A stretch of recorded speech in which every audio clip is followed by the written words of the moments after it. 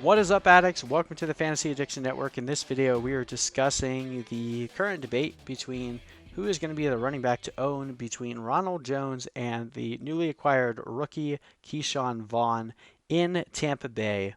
Now, Tampa Bay starts their draft out by drafting a tackle in Tristan Wirfs, adding to that offensive line. But what does it mean for the run game there? We know that Tom Brady is not going to put up with a running back that can't block, and we know that Ronald Jones is one of the worst pass blockers in the NFL. But how much will they want to entrust a rookie to playing there with Tom Brady? We'll try to answer these questions the best that we can here in just a moment. But if you guys are looking for more videos like this, hit that like and subscribe button, and also check out our website, fantasyaddictionnetwork.com, for a full list of rankings. All right.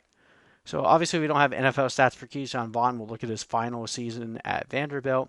Ronald Jones last year finishing with 172 carries, 724 rushing yards, 31 catches for 309 yards, and 6 total touchdowns. That gave him 25th overall, 166.3 fantasy points, averaging a little over 10 fantasy points per game. KESHAWN VAUGHN in Vanderbilt, his fourth season in college, finishes with 198 carries, over 1,000 rushing yards, 28 receptions, 161 receiving yards, and 10 total touchdowns. KESHAWN VAUGHN, fun fact, is actually a little bit older than Ronald Jones due to the crazy transfer rules in college. He started out in Illinois, got Lovie Smith, and decided, well, I only hope for having a career in the NFL is to go to Vanderbilt, or at least just get out of Illinois. Transfers to Vanderbilt, misses a season because of that, so he's in college for an extra year, and then finishes 2 more seasons in Vanderbilt, playing behind arguably a worse offensive line than even Cam Akers dealt with in Florida State. It was not good, so he was able to make a lot of magic out of a very crappy situation. So KESHAWN VAUGHN comes in as a true 3-down back. Ronald Jones, definitely more of a grinder, not someone that you want to be involved too much in the passing game, although last year he did make a decent bit of a splash in the passing game. So in terms of just reviewing Ronald Jones' game logs last year, now granted Peyton Barber was there. Peyton Barber is out.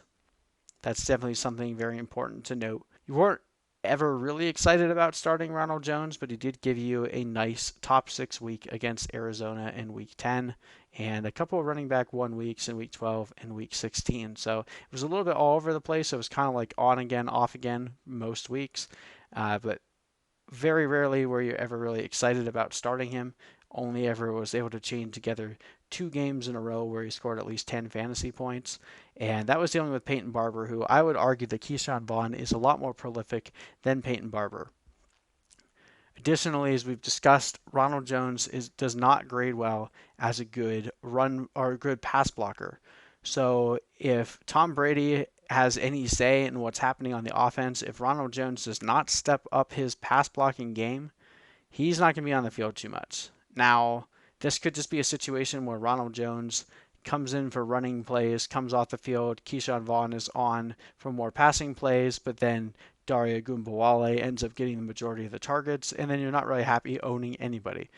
But if Ronald Jones ends up getting the majority of the carries, or he ends up fading away and KESHAWN VAUGHN gets the majority of the carries, this could be a massive boost to your fantasy team for guys that are going pretty late in drafts right now. The ADP is probably likely to creep up a little bit more, but you can typically get KESHAWN VAUGHN around round 7, Ronald Jones around like round 8 or 9.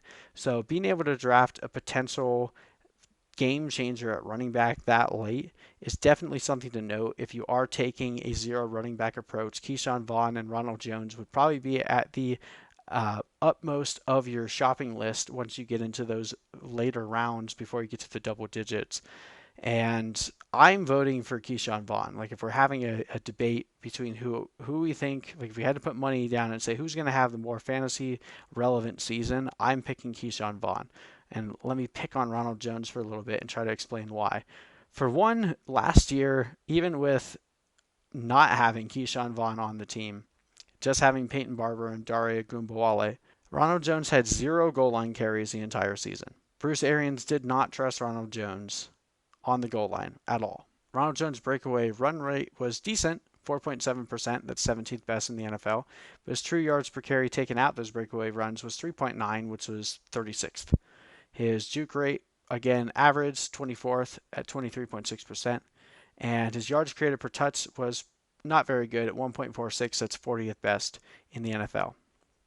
So while he wasn't terrible, he was mediocre in terms of his efficiency last year.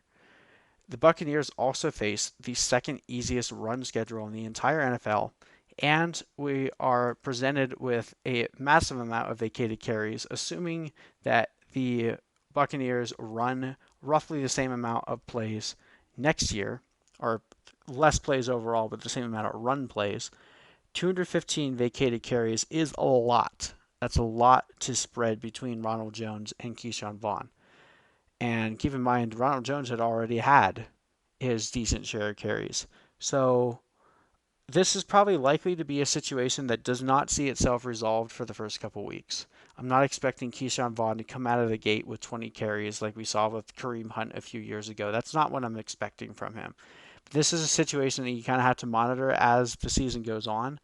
But if KESHAWN Vaughn gets the keys to the car and he's on the field the majority of the time, not only did they improve their offensive line by drafting Tristan Wirfs, and they're facing the second easiest strength of schedule for the run, but playing with Tom Brady, who's incredibly good at maintaining a check down receiver like a James White, and the ridiculous pass catchers that they have, there's no way they're going to be able to, opposing defenses are going to be able to focus on stacking the box against the running backs in Tampa Bay.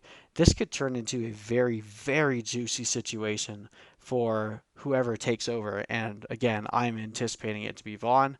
However, when we look at our projections, it doesn't really bear that out because we're expecting this to take a few weeks to kind of resolve itself. And Ronald Jones will probably get to start the season getting the majority of the carries. So take that into perspective when you look at what we're projecting. So right now we're only projecting 746 rushing yards for Vaughn, 27 receptions, and 210 receiving yards with 7 total touchdowns. However, it's very likely that the majority of these points could be scored near the back half of the league, which would make this a much more valuable situation for Vaughn. And there's also the chance that he just does win out. And there's also the chance that Vaughn just wins this run game outright. I guess there's also the chance that neither guy are effective and Dario Gumbawale gets the majority of the passing volume there, and the running volume alone probably isn't enough to really vaunt either guy into the realm of a running back one. You're going to need a decent bit of pass volume along with the carries if you're going to want anything more than just a running back two. But still, being able to get someone that would end up finishing as a running back two towards the end of the year in round 7 or later is still a pretty good value. Where we have Ronald Jones projected to go right now is at 635 rushing yards and 23 receptions, 189 receiving yards, and 5 total touchdowns. So obviously expecting a little bit more efficiency and a little bit more usage for Vaughn. But again, we're expecting more of this to come for Jones in the beginning part of the year and then slowly transition over to Vaughn as the season goes on, as he learns the offense a little better, as he gains trust with Brady. We expect Jones to start ceding more and more of the work. We just anticipate the better talent to win out in this situation. So hence the reason why we have a much higher upside rating for KESHAWN Vaughn. There's a lot of ways that this team could go, and sometimes it's best to just avoid a situation where it's this murky, and typically that's what I would advise that you do. But if the value is there and the price is cheap enough, I would take a shot on KESHAWN Vaughn later in your drafts, especially if you're playing in like a family league or an office league where people don't even know who KESHAWN Vaughn is and you can get him even later, like 8th, 9th, 10th round. Definitely worth an upside pick. There's a much greater than 0% chance that KESHAWN Vaughn ends up as the most productive rookie fantasy back in his first year, and I don't think enough people are talking about that. So very excited about KESHAWN Vaughn. Not really excited for Ronald Jones. Even if I was doing a 0 running back approach, I'd probably be avoiding him. We have him pretty depressed in our rankings right now. Probably not going to ever end up with him in any of our drafts, but I just don't think he carries the upside of what you need for a later pick like that. So anyway, that's been our take on these two running backs. Let us know if you disagree or agree in the comment section below. And also let us know if there's any other running backs or receivers you want us to take a look at. We're going through all 32 teams right now, hitting on the most fantasy relevant players, but we'll come back and do some more if you guys have any suggestions. So let us know down in the comment section below. Hit that like and subscribe button for more, and we'll see you in the next video.